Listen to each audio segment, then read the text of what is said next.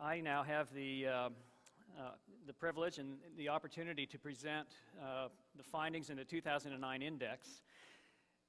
And as you know, it's got a lot of bad news in it. So I figured we would get the bad news out of the way first, and then we'll talk about the good news that it also contains. So we're going to start now with, actually before we begin with that, I want to make sure that we all understand the region's basic profile.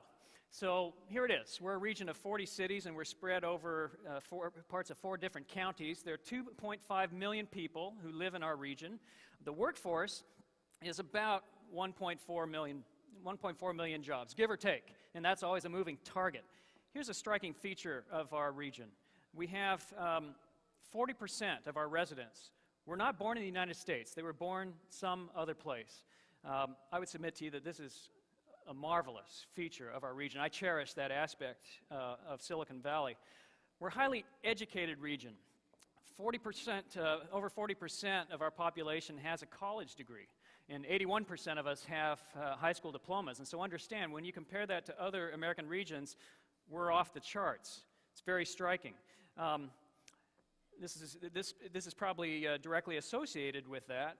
We have 25% of our workforce doing what we call high-skilled occupations. These are jobs that require specialized training, that require advanced degrees, coding, research, development, design, those kinds of functions. The national average for high-skilled occupations is only 12%. So again, a very striking feature of our region. And folks in Silicon Valley earn an average of about $70,000. That's the average income. Now, there's lots of ways to look at income, and we break it out for you in the index very carefully.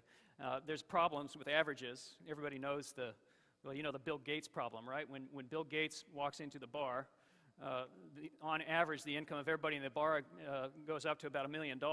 So that's why we also report median income, and we break it down a variety of ways. But you'll see today that we're actually losing a bit on our income profile. All right, so let's get the bad news out of the way, and I'm just going to walk you through this. And of course, if you've been conscious for the last 12 months, you know what the bad news is. It's manifest here. We're losing jobs. We're starting to lose jobs in the region. In fact, we finished out the year with a 1.3% increase in unemployment. And it's only going to get worse. Understand, the index tracks everything through December of 2008. And since that time, of course, there's been even more layoffs happening all around us. It used to be people that you knew, and then it used to be people that are your friends, and now people that we love are losing their jobs. And so we suspect that next year's index will have even more of this. The hope was that Silicon Valley might be insulated from the broader national trends, and there's good reason to think that might have been possible. We are, of course, a different kind of an economy. We're an innovation-based economy. We're strongly export-oriented. We generate venture funding right here in the region. We tend to have an arm's length relationship from New York. And so we were hoping that there would be a way for us to weather some of these national and international trends. And so what's striking is that we actually did through October. So until October of 2008, we were actually growing. We were adding jobs in the region. But that came crashing down in November, and we finished out the year at about 1.3% behind. And we're certain that the pace of that is going to be increasing. So per capita income has also fallen slightly, and it was the first time that had happened in 5 years. So we had been making steady gains in our region since 2003.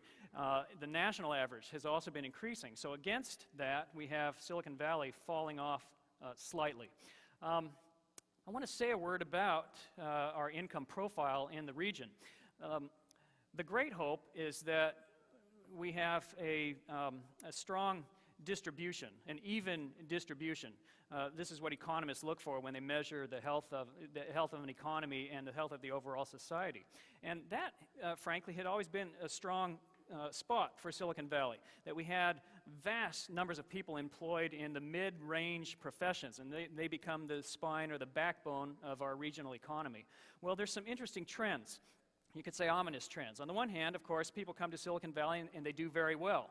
The proportion of our households that are earning $1,000 or more per year has grown.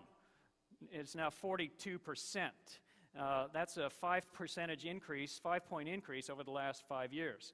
So on the high end, we're growing.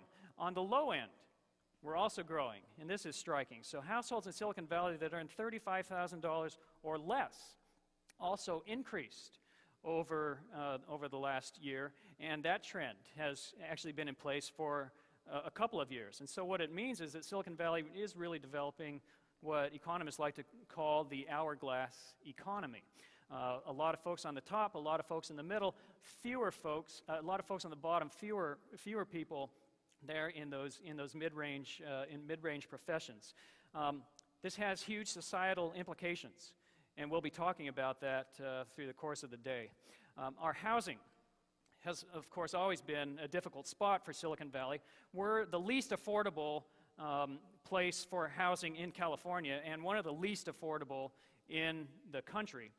Now, what this chart shows is the percentage of people, the percentage of first-time home buyers that are able to afford the median-priced home.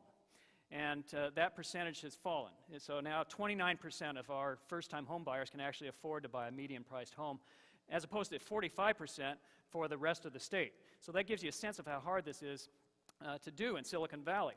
And it's also interesting that our housing prices are staying fairly stable. So at that high end, there's still a lot of turnover in the housing stock, and the prices are still reasonably high. And this, despite lots of foreclosures. We'll show you a chart here in just a second.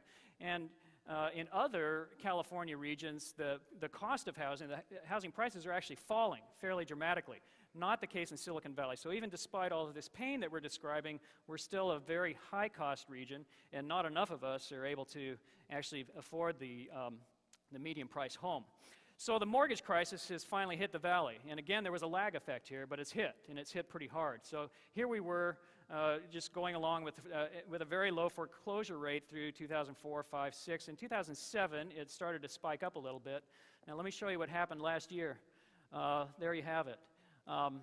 The absolute number of foreclosures in Silicon Valley last year was 6,900. That's how many? 6,900. Now, let's put that in perspective. So that's a 184% increase over the past year, and that's higher than the California average by far. So here, too, lots of bad news in Silicon Valley.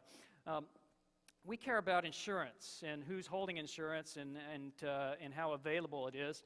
And so here, too, we see signs of genuine pain out there.